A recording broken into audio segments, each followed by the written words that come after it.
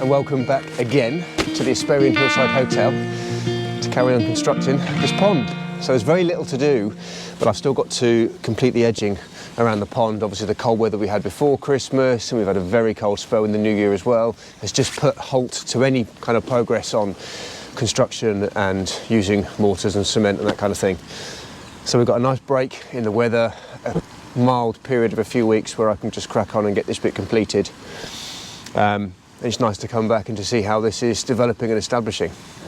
Now the pond has started to clear nicely. It's very slow initially in this very cold weather. It takes a long time for the filtration to start to establish and mature and kind of build up that biofilm where the water can start to polish and all the very fine particles are filtered out. But it is starting to clear now. You can see the bottom of the pond. On a nice bright sunny day, it's really going to start to look clear. Equally, very encouraging is there's lots of signs of blanket weed and some sort of macroalgae growing. And although unsightly, that's a really, really encouraging sign, and that shows that the pond is starting to develop and establish and mature. So we're going to want to nip that in the bud and get some treatments in there to prevent that growing any further. But I'm very pleased to see that. The shelving, the gravel, you can see now a lot of the debris and mud, a few autumn leaves that are blown in there, is starting to soil that and make it look quite unsightly.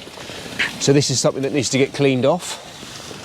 Now whilst I'm cutting and laying the next load of slabs, I think Dan's going to be busy giving them a clean up. Some of the stonework we're doing with the jet wash already.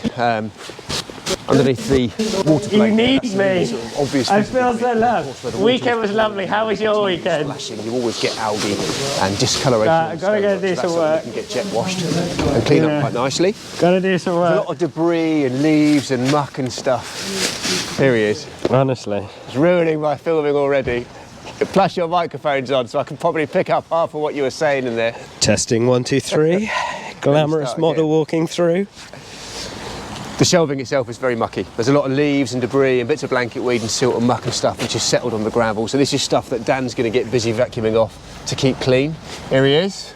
Happy New Year. That was a horrible winter. It's nice to be back. It's nice to see the pond. Nice to get active as well. So Daniel's been busy. He's made a few purchases and spent some money on some planting, and already what a difference, just seeing a little bit of greenery, a bit of foliage in here, breaking up that fence line makes a massive difference. Do you want to run through the audience some of the plants you've purchased? Do you remember the names of some of these things? No. What's this lovely colour behind you? This one? Yeah. Dogwood. Yeah, nice dogwood. Euonymus bravo. Photinia full standard. There we are. Pittosporum. Professional at this. Chinese bamboo. Very good. Stop showing off. So, using our trusty Oaza Pondovac 5, going to get some of this cleaned up. Now, I was just doing a little demonstration to show Dan how to use the vacuum, so you can see this little clear patch here. Got a fair bit to do, but it will make a big difference in getting this cleared up. So, as I say, as I'm busy doing the slab work, he can start cleaning this bit of the pond up. Now, I'm going to start to lay the smaller 300 squares. Don't do that. I'm going to start to lay the smaller 300 squares from this side first of all and work my way back to where I've already laid. We're going to have another taper where the small slabs start to get into the larger slabs over here. It's going to take me a little while to get back into the swing of things, to be honest, as it always does. So I'm not expecting a great amount of progress today. Don't be too disappointed. Great. I'm going to crack on with that. Dan's going to crack on with the hoovering.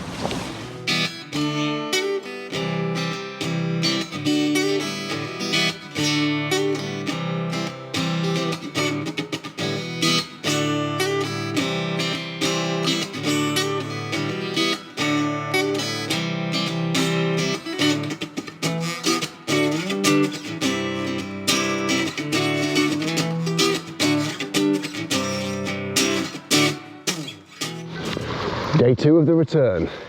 Not a lot of progress yesterday. Dan's endless chit-chat prevented me from doing an awful lot of work, so I've got a few slabs down, but not a tremendous amount. But it's nice to start seeing some stones being laid this side of the pond. We've got a busy day today. We've got a couple of chaps stump grinding some of the stumps that have been taken out over here. So it's going to make a bit of mess, I'm sure, that we'll have to clean up.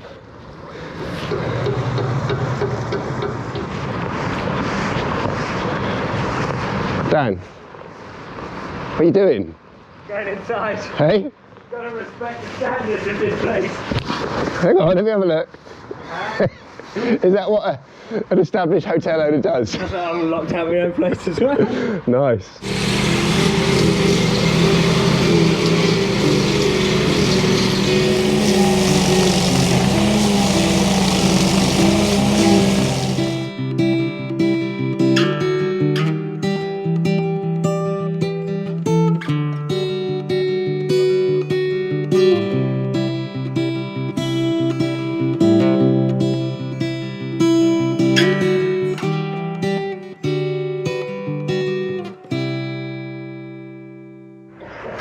So we've just had a second delivery of some plants. And although this isn't going to be the final positions of these plants, and they're not going to be planted this densely, it's really nice to see some fresh foliage coming around here and just breaking up the fence and providing a little bit of interest behind the pond. It's really planting that's always going to make a job like this.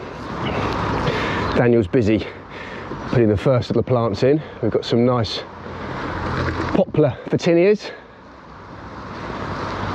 Do you know the common name for the photinia? Red robin. Yes, well done.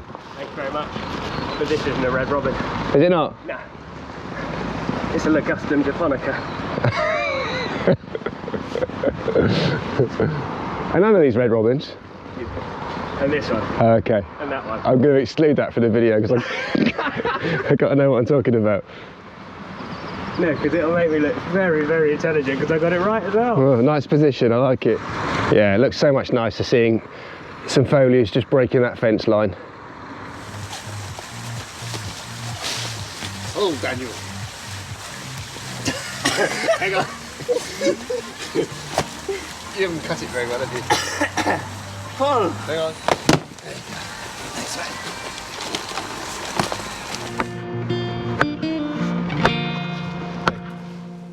What a gorgeous day. So nice to finally get a little bit of sunshine and a bit of blue sky. Everything always seems so much nicer and more positive when the sun's shining. Making good progress here, nearing completion and almost joined one side to the other. Now, I've got to be careful as this distance between the two finished layers is shrinking that I start to make a few measurements and calculations to make sure that I'm not going to be left with a very small slither and that the piece of stone that fits in that final midsection is on par with the rest of the stonework and of a similar kind of size and scale. So as I'm working my way along now, I'm starting to dry lay other stones, making sure that I'm not going to end up with that small piece. But it's going to be lovely to see a complete ring of edging stone all the way around the pond. This water's still a bit chilly though. And then once these slabs are down, the final job is going to be to point it all. And then we have to just hope and pray that we get a decent spell of weather. Initially, a couple of days ago, my long-range forecast was showing that we're going to get a couple of weeks of good weather. And I had anticipated being able to start pointing this week. But, as always seems to happen at this time of year, it looks like the weather is changing. We've got another cold spell coming. And I don't really want to point and then have to get all of this edging covered and fleeced over and worry about it. So it might be that we have to hold off a little bit longer before we can do the final pointing.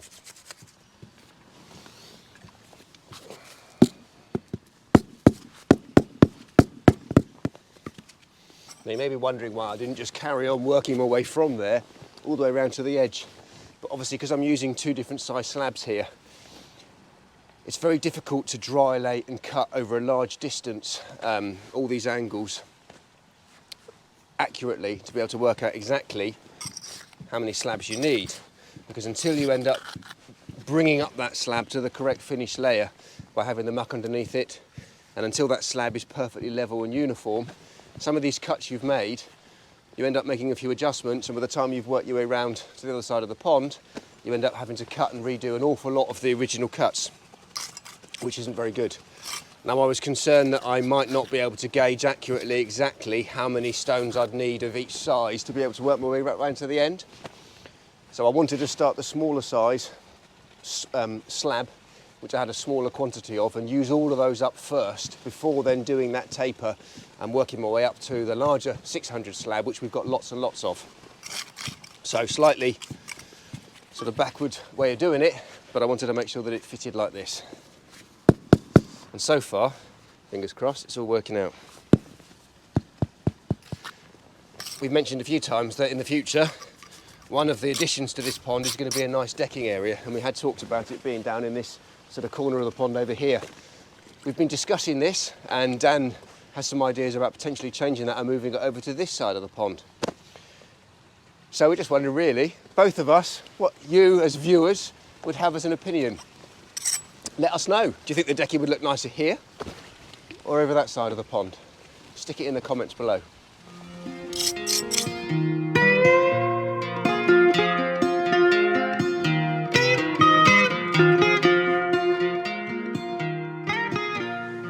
Here we go, the last slab.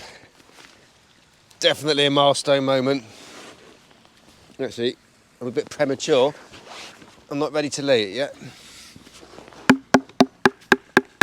I haven't fettled it.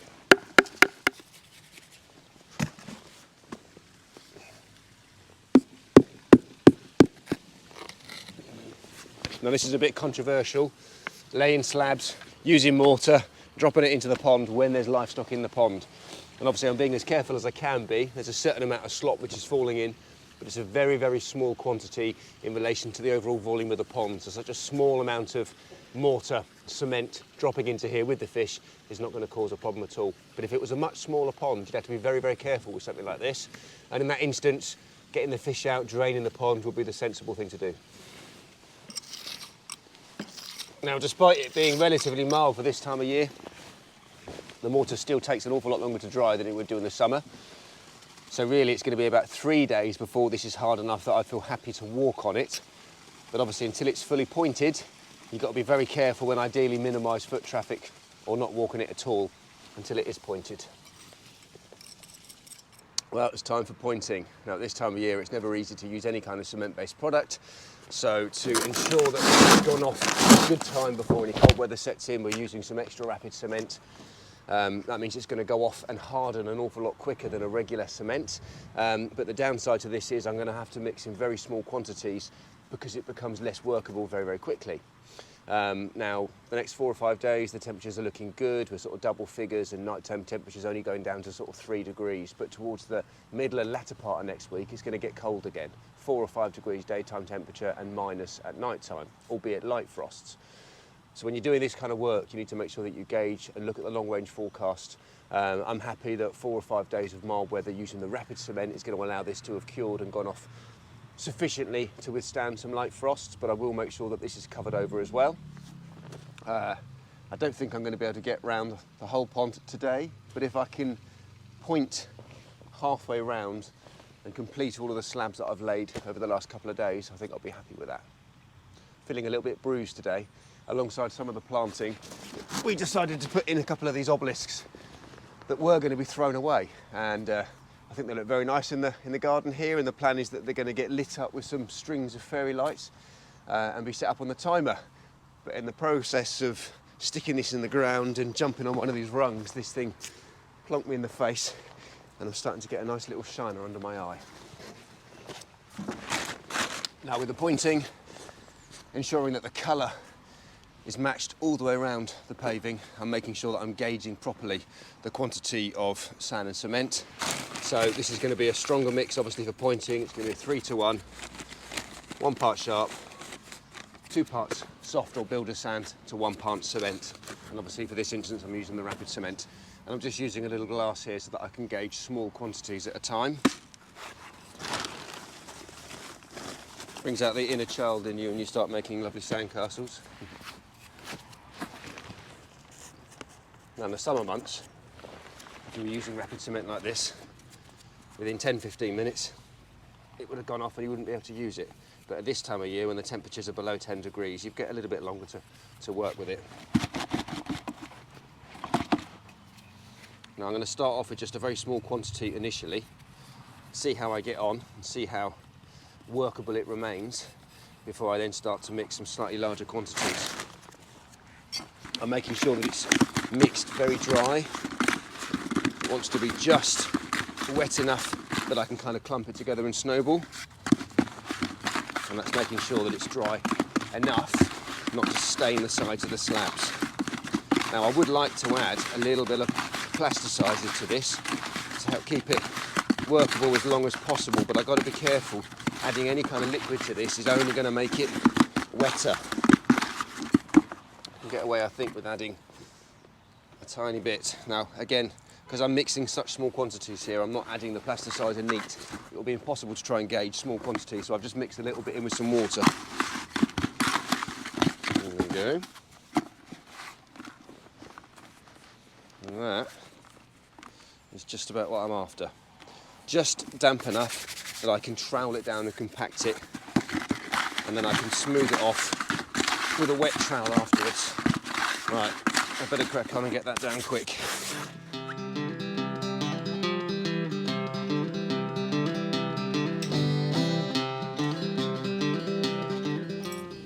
Almost bang on my 2-hour target this morning.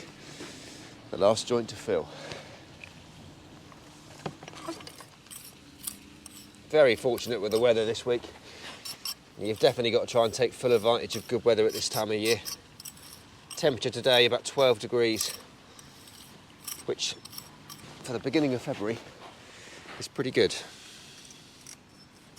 So no concerns and no doubts that this mortar is going to go off successfully before we get frost next week. That's it, another job ticked and done.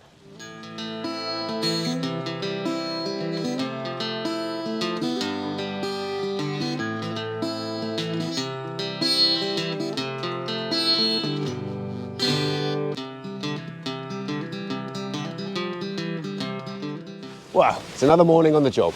Very cold day, another frost, but this is the last of the frost for the foreseeable future. All of the paving and the pointing have been covered over and protected, and we've just revealed that this morning so it can dry out fully. And we've got a few jobs to do now just to sort of do the finishing touches. We're going to jet wash and clean all of the paving. We want to jet wash the inside of the stonework, drop the level of the pond down to just below the gravel shelf so that we can clean the inside fully, plant up any final plants that I've got, which is sort of looking in good condition, and position them in the pond. And I want to get the wall at the back of the water blade jet washed off because that's looking a little bit mucky as well.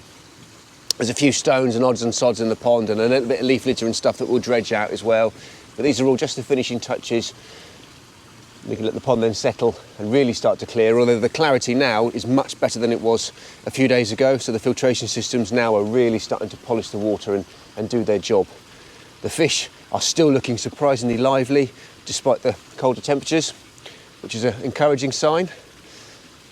So a busy day, lots to do. Dan's been busy. The soil that we moved across last week over to the border over here, he's raked out and he's put the last of the plants in fully. So it's really nice to see that most of the borders have sort of come up to their finished level. Obviously all this lot needs to be finally dressed and seeded, but a couple of months' time and some warm weather and the gardens are really going to start to look a little bit more complete and green. Oh, beautiful arbutus. Lovely Pittosporum. I like the position that you put some of these plants. Not sure I like your Fatima Whitbread though. It's looking a bit lanky at the moment, isn't it? But no, seriously, the plants here, this is a really good, I think, structure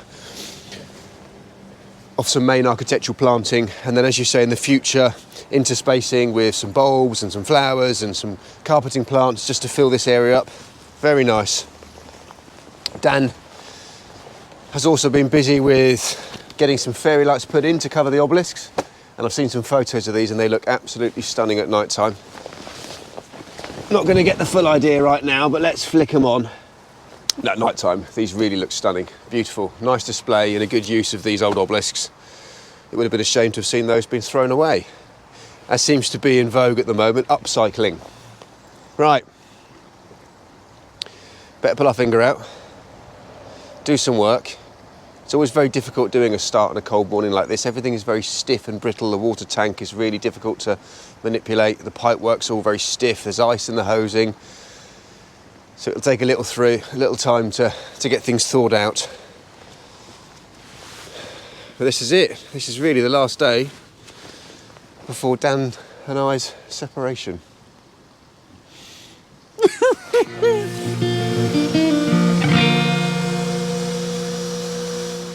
Top tip, when you're wading in ponds at this time of year and the water's 4 degrees, wear a nice thick pair of neoprene waders, because thin ones like this are absolutely freezing.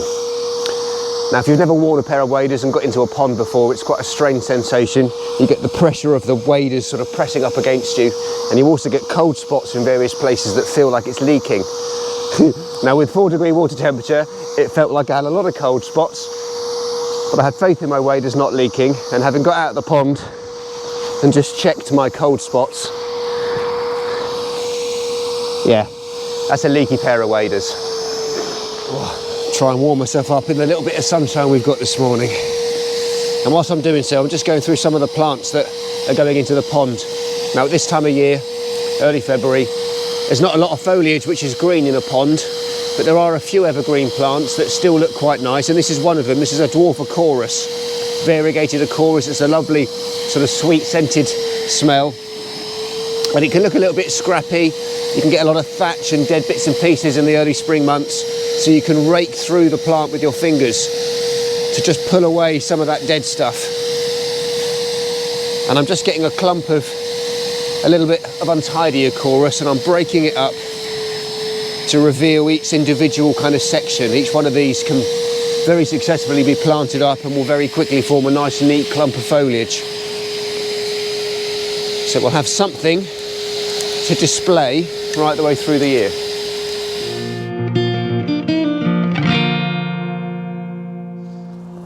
So the pond level's been dropping down. It's quite nice to reveal some of this inner stonework again and to see the pond like this for one last time. And now that the gravel's exposed, it means we can plant some of these plants a little bit more successfully. So nice and simple in this marginal zone, just digging out a depression in the gravel and putting the marginal plant bare rooted straight in. No unsightly baskets, and it allows the plants to grow naturally, looking a lot nicer. So this is a variety of Equisetum japonicum, which is an evergreen plant, although I still tend to cut these quills back at the end of every season or every other year, because they tend to go a bit mildewy and a bit manky like this. So cutting them back means that the following season you get a lot of nice green, fresh growth coming through. But these are a nice, neat, tall architectural plant. And I think in this kind of formal design pond, we want to try and keep the plants looking as neat and as contained as possible.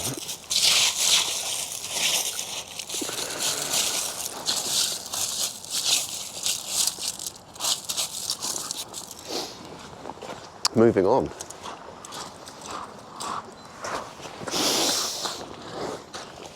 So this is one of my favourite plants, variety of Pondateria or pickerel plant, and these are lovely, lovely sort of tropical, lush foliage, quite tall, about a metre or so, 100 centimetres in height. And what I like about these is they're a very, very late bloomer in the pond. Most pond plants tend to be over very quickly, and sort of by June, July, most pond plants are finished and are looking a bit untidy. But these guys tend to come much, much later, August, September time, before they start to flower. So if we can stagger the flowering time with the planting and try and create a little bit of interest right the way through the season, it will provide a bit of a focal point and a feature for the pond all year round. Now, they don't look much now, but these will green up and start chucking out new shoots as soon as it warms up.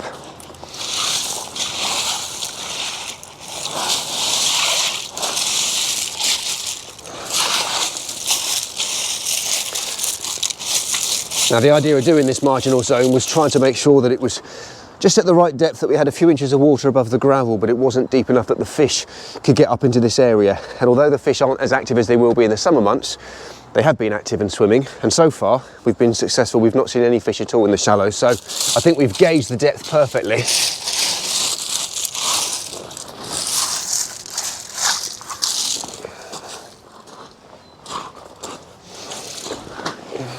Now we've got some little purple irises, Iris versicolor. This is a dwarf iris, again gets to about sort of 70 or 80 centimetres in height, purple flowers. A pond of this sort of size could quite happily manage our native yellow flag iris, the Iris pseudochorus, but I think it just gets a little bit too out of scale a bit too scrappy and untidy. So again, these neater, smaller irises are going to be a bit more appropriate. Now, I'm going to carry on and get all this planted up, and once that's done, we can start to clean and jet wash the outer ring of stone.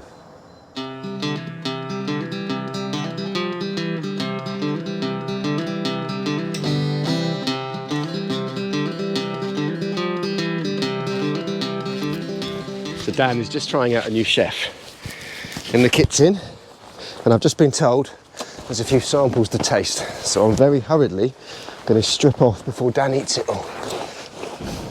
What do we have? There's some good smells. Ooh. Honestly, I'm going to miss this job. What do we have? So I'll hide the Snickers. So here we have a fresh pea and ginger soup. Lovely. Shaved coconut and pink grapefruit. Looks delicious. Is this something that you might put on your menu? Might be. I'm very into my sort of Asian and Thai, but I've not really had a soup like this. Lovely. Never mind pond jobs. I think I'm going to start professional food taster. This is really good.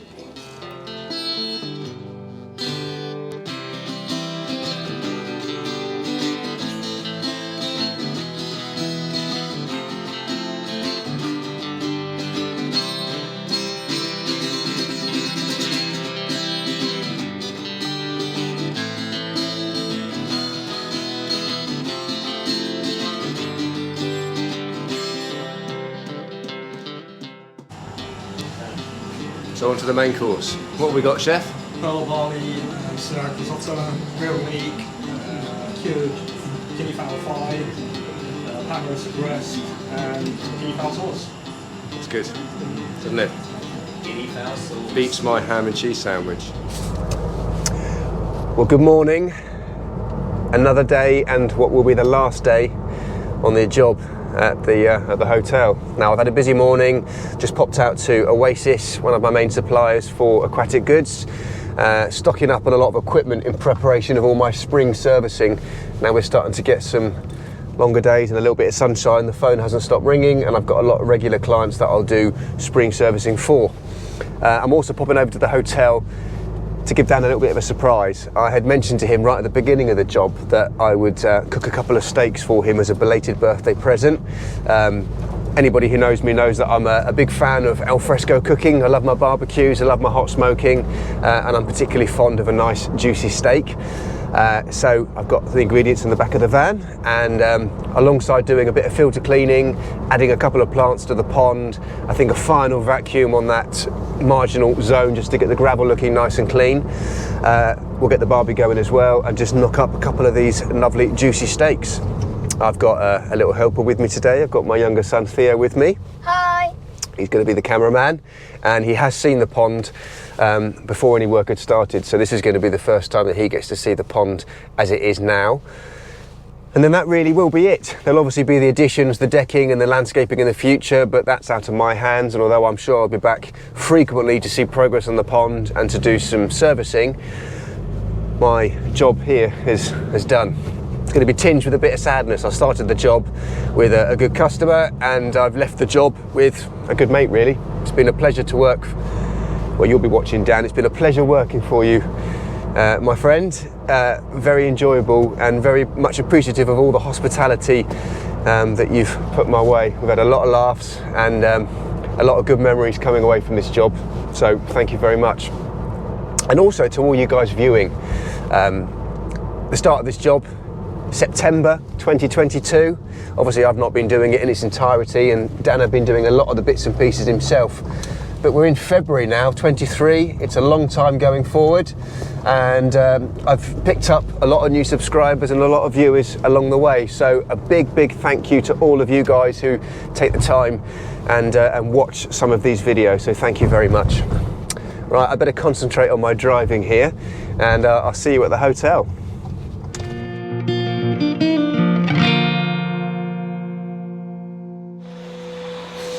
Dan's got the short end of the straw today, so he's doing a bit of work.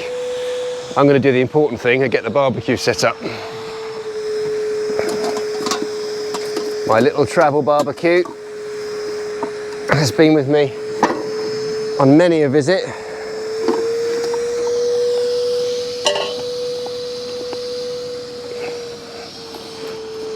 Always charcoal, lumped with charcoal, never briquettes, and God forbid, never gas. I'm a bit of a traditionalist when it comes to barbecues.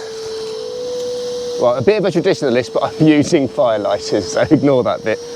But we'll get this going, and then I'm going to start putting some plants around the pond.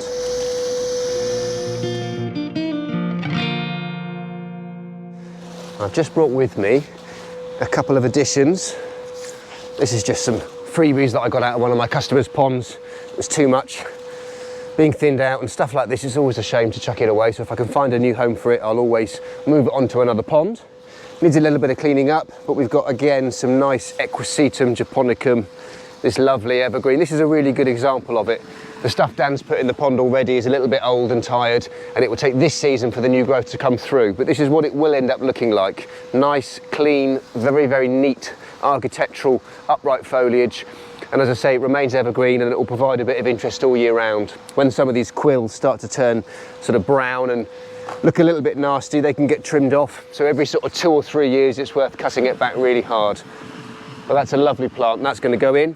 And then again, Dan was quite taken with the little bit of Acorus that I put in the pond, the little dwarf variegated Acorus, the golden variety. Again, another evergreen plant, very neat and tidy, and again actually provides a lot of very nice tidy evergreen foliage during the winter months.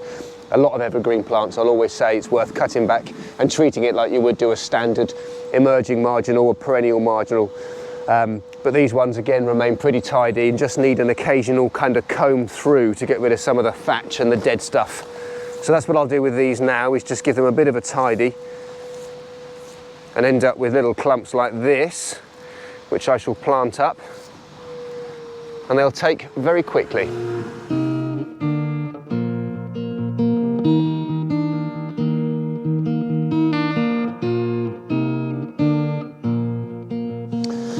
So I'll leave Daniel to get on and vacuum the pond. You can hear that constant drone of the vacuum in the background. And I'm going to give the filters a bit of a clean. So if you're not familiar with the Awaza Screen-O-Matic systems, they're a fantastic unit. Kind of a poor man's drum filter is often how they're hailed, but I think that's a little bit of an injustice to these units, because I think they're a heck of a lot easier to maintain and perhaps a little bit less problematic than some drum filtration systems, and they do a very, very good job of keeping a pond nice and clear. So we've got water entering into the system via a UV on the side here. We've got a Bitron Eco 240. I'll bring the camera around in a minute, you can have a look. 240 watt UV. It enters into the filtration system here, and the water percolates down through a very fine screen which sieves out the majority of the solids. And this screen rotates via a timer, so a few times a day it automatically rotates, and the debris gets taken off, cleaned off here, and collects into this little chamber here. But underneath this bar there's also a sensor, and when this screen starts to get heavily soiled and the water level starts to increase and creep further up the screen here, it hits the water sensor, which then triggers a rotation of the screen. I'll manually do so.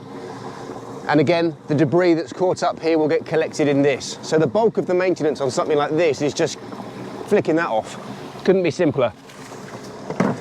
And that means that the rest of the filter media beneath this are operating in pretty clean conditions. So they're not getting blocked and soiled with large debris that would otherwise require lots of frequent cleans. Now periodically, there's a little brush that comes on the filter. You want to give the screen a bit of a clean. And I found from experience it's also worth getting a hose, and now and again, a few times a year, monthly, even if it's a particularly dirty pond with a lot of heavy stock, get a hose and just spray the screen as well, because it's very important that this is clean and allowing water to percolate through efficiently, otherwise the whole filter can be compromised. So make sure the screen is kept clean. And once that's clean, there's a little blue bung on here which we'll use in a moment. We can lift this up and it reveals the rest of the filter media, which in this system is purely open cellular foam. Simple but very efficient, very effective at mechanically filtering the pond, and also a huge, massive surface area for biological filtration. We've got different colour foams, blue, purple and red, or orange, which are coarse, medium and fine foams. And to clean out this system really couldn't be simpler. The foams themselves, if I can find it, here we go, simply get pushed down using this mechanical tool, and that compresses the foams, releasing some of the debris from the foam. And we've got a discharge, an outlet at the bottom of the filter that I connect a hose off to, and I'll discharge this off into the borders. Very fertile stuff and great for the garden. So the first job with this is to use the bung and to block off the 4-inch outlet from the filter. And now the filter is slowly going to start to fill. And the idea is that I get the foams just submersed, so that when I'm cleaning them, all of the foam is underwater. So as soon as this filter fills up with a few more inches of water, I'll turn off the water supply. Now, next job, using this, there's a couple of little lugs that protrude from this, and these will sort of lock into a couple of openings on the top of the filter foams here, and I can use that to grip hold of the top and then use that to compress the foams. Now, if they're really heavily soiled, you can feel an awful lot of resistance as you're trying to compress the foams. These are dirty and there's a lot of muck coming off of here, but they're not massively clogged. Still, it's definitely worth giving this a clean. Now, I can tell by the colour of the muck that's coming off these sponges, a lot of this is not just natural pond waste, but a lot of this is from the soil runoff that we encountered a little while back when there was a lot of freshly turned soil around the pond and we had a lot of heavy rain.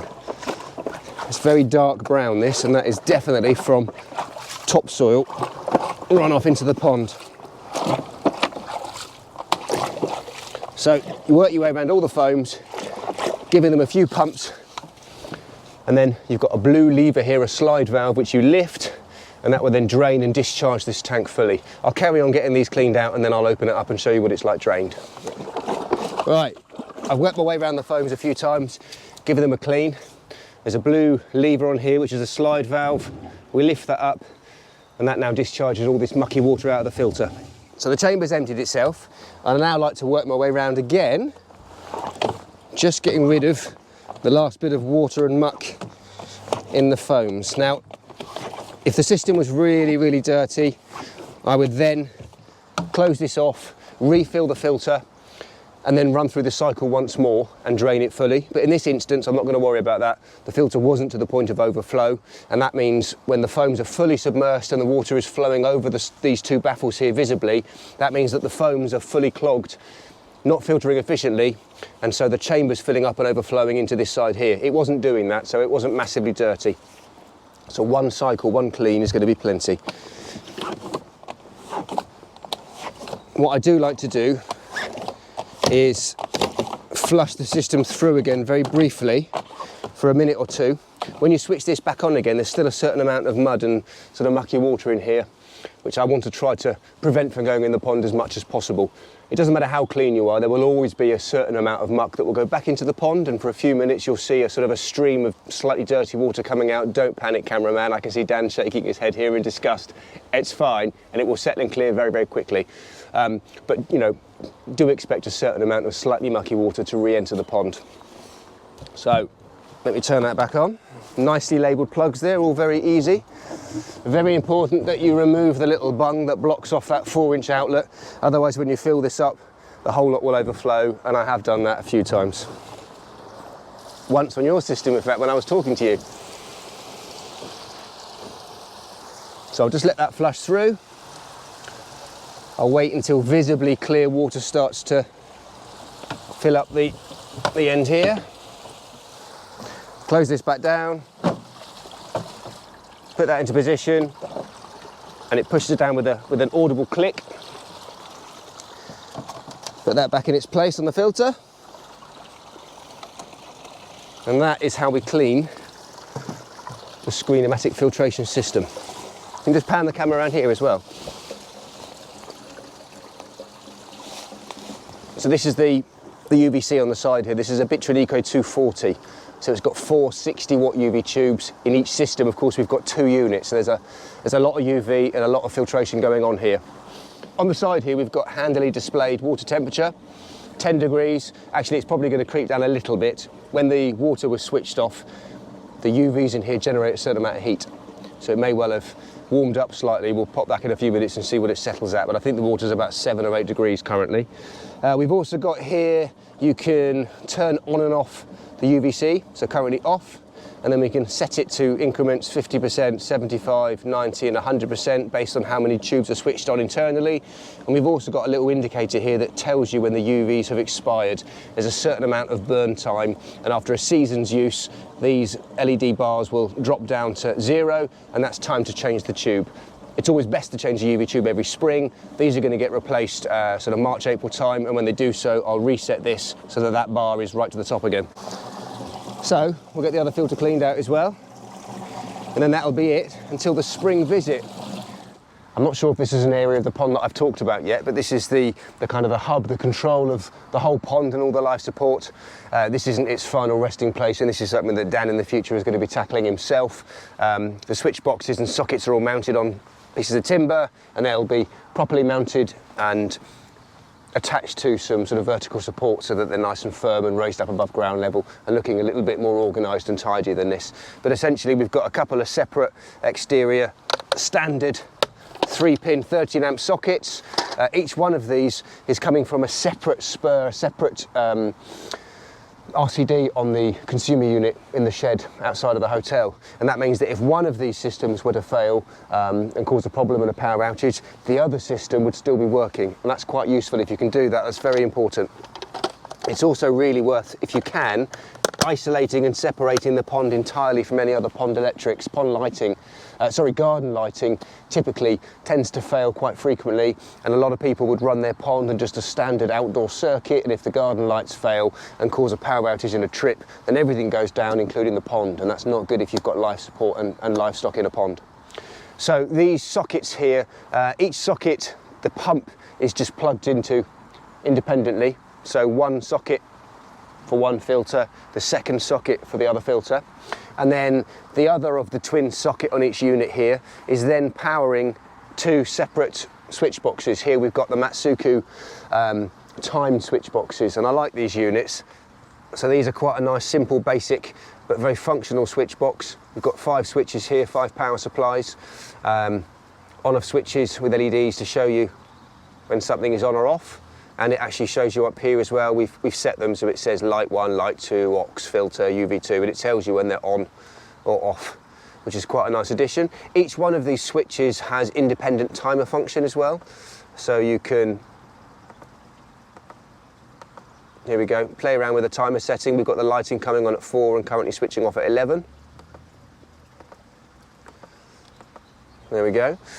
Date function and time. So that's very useful. And one of these boxes sets you back about 100, 120 pounds, but it's great having the lighting rigged up on a timer like that, and periodically through the year, depending on daylight hours, myself or Dan will come along and we'll just alter the timer function so that the lights are on during the evening and not wasted in the summer months during the daytime hours. In fact, I think 4 o'clock is perhaps a little bit early, and I might set that currently to turn on about 5 o'clock. I'll have a chat with Dan about that. Now, I think I've covered everything on this pond build, but if there's a particular aspect of this build, a piece of equipment, something that I haven't shown you that you'd like to know a bit more about or how to maintain, just stick it in the comments below and I'll do my best to answer any questions. Here we go. So about half of this latest episode's about food rather than ponds. I do apologise, but look at this. 2 lovely, lovely chunky sirloin steaks, and these are covered in one of my favourite rubs. This is something called butt rub. There you go. Gorgeous on any beef product, particularly steaks.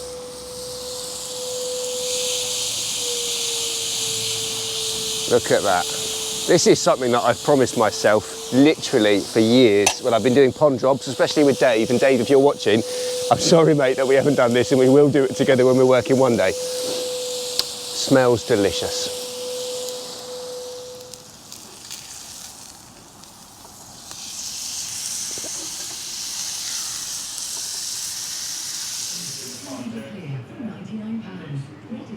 Yummy?